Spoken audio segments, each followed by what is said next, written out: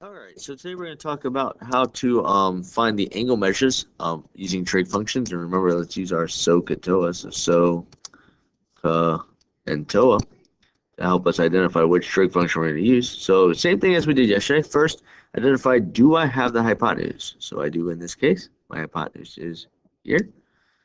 Okay, so there's my hypotenuse. Here's the angle that we're dealing with. The side that they give us is 15. 15 is opposite of that x. Okay. So I have O and I have H. Well, when I have O and H, we're going to use SO. Okay. So means sine. And remember, what goes next to sine is the angle. Well, the angle that we have is just x. It's going to equal opposite over hypotenuse. So when I'm trying to find x, to find the angle, what we're going to use is we're going to use this thing called the inverse of the trig function, sine inverse. Okay, so again, once you get it to that point, you're going to use your calculator. Let me pull up my calculator here. Okay, and so we're going to do, first thing you do is you do the fraction first. You're going to do 15 divided by 24, and you're going to hit equals. Gives me this number. Then you're going to use this button called seconds. Second is a green button on the normal handheld calculator. Okay, so I'm going to use second, and then we're going to use our trig function, which is sine inverse. And that answer you get, 38.7. So x is equal to 38.7 degrees. All right, let's do another one. Okay, so same thing. I have my hypotenuse, it's 11. Okay, here's my x.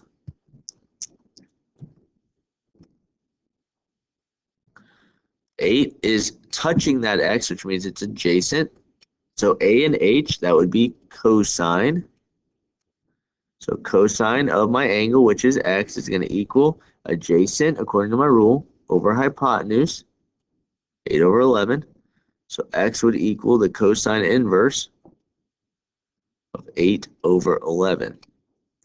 So in your calculator, would do 8 divided by 11 equals, then you would hit second,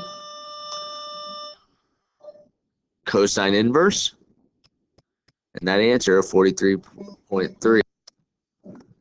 So you get your answer to be x equals 43.3 degrees. Okay. Same thing as we get further down. So again, in this case, I looked at my hypotenuse. I don't have one. Okay, which means I got to figure out what my other two functions are. So 20, that's opposite my angle. 37 is adjacent to my angle. Well, opposite adjacent, that's TOA. So you got the tangent of x equals the opposite according to my rule, which is 20, over the adjacent, which is 37. So x would equal the tangent inverse of 20 over 37.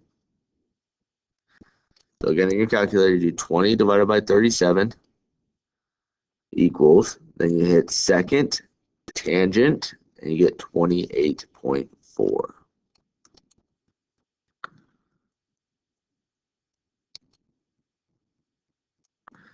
Okay, again, here's my right angle, which means 23 is my hypotenuse. Here's my angle measurement. 18 is touching it, so that's adjacent. So adjacent hypotenuse, that is cosine. So it's the cosine of x equals the adjacent, which is 18, over the hypotenuse, which is 23. So x would equal the cosine inverse of 18 over 23. So 18 divided by 23 equals second cosine, and you get 38.5.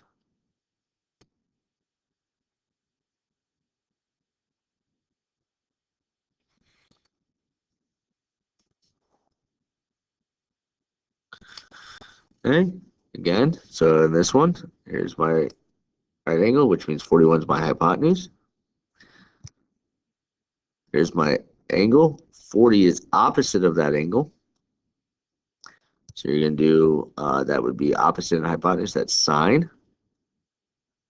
That's the sine of x equals the opposite, which is 40, over the hypotenuse, which is 41. So x equals sine inverse of 40 over 41. So again, 40 divided by 41 equals second sine, and you get 77.3. You have to be careful. They'll tell you what to round to on all of these. All right, last one. Here's my right angle, which means I don't have a hypotenuse. Okay, if you look at your angle, 7 is opposite that angle. 5 is adjacent. So opposite adjacent is tangent. So it's the tangent of x equals your opposite over your adjacent. So x is equal to the tangent inverse of 7 over 5. So x equals, so again, 7 divided by 5 equals second tangent inverse. You get 54.5 degrees.